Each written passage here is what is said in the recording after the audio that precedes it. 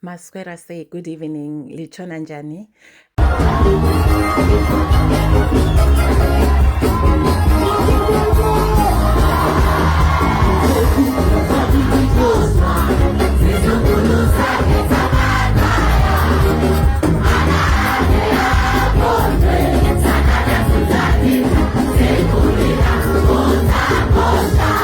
Today we are unpacking a story that's dominating conversations across Zimbabwe and beyond.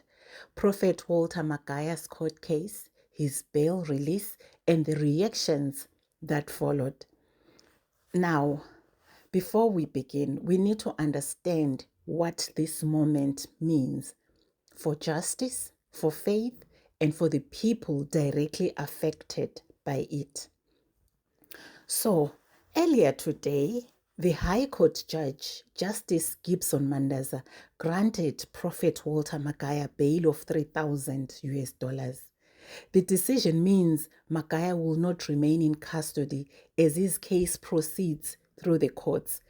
Bail doesn't mean innocence or guilt. It simply means the accused person is allowed to await trial outside of prison under certain conditions set by the court. So, for many, this news came as a surprise, especially given the nature of the allegations.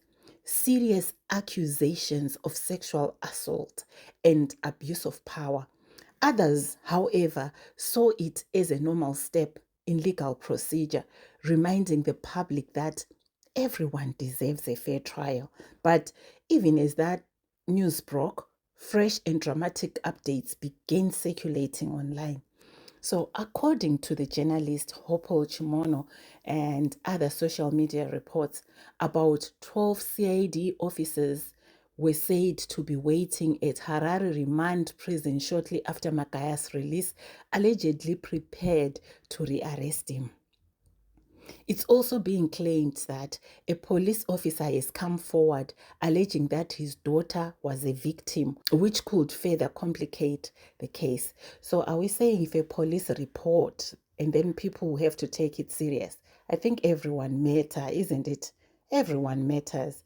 So a senior officer within the intelligence community reportedly vowed that Magaya will be taken back into custody. Yeah. Now, I want to be clear. These reports have not yet been officially confirmed by the police or the courts. So, at this stage, this remains a developing story, and we'll wait to see if any official statement verifies these claims. Online, the response has been explosive.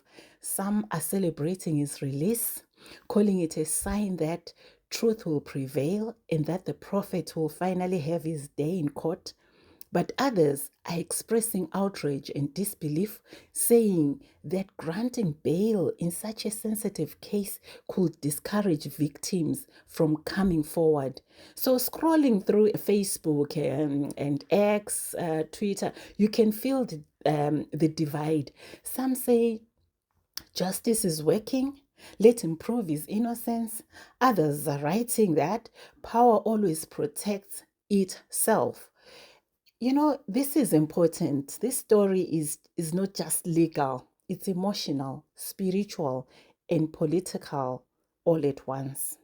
So, what does bail mean for those who came forward with allegations? For victims or alleged victims, bail can sometimes feel like a setback, especially if they fear intimidation or retaliation. However, in the legal sense, bail doesn't mean that the case is over.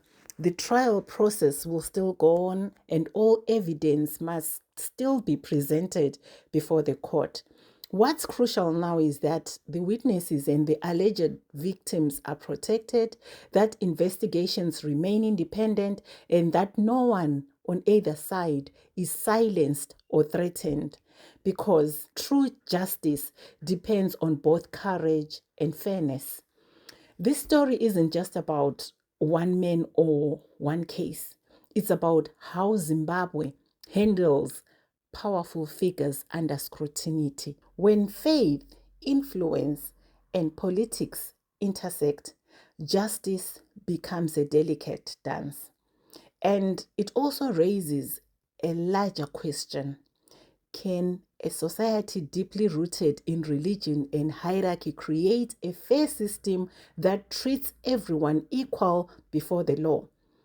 As we watch this case unfold, it's important to stay calm, factual, and fair. If Prophet Magaya is innocent, then due process should clear his name.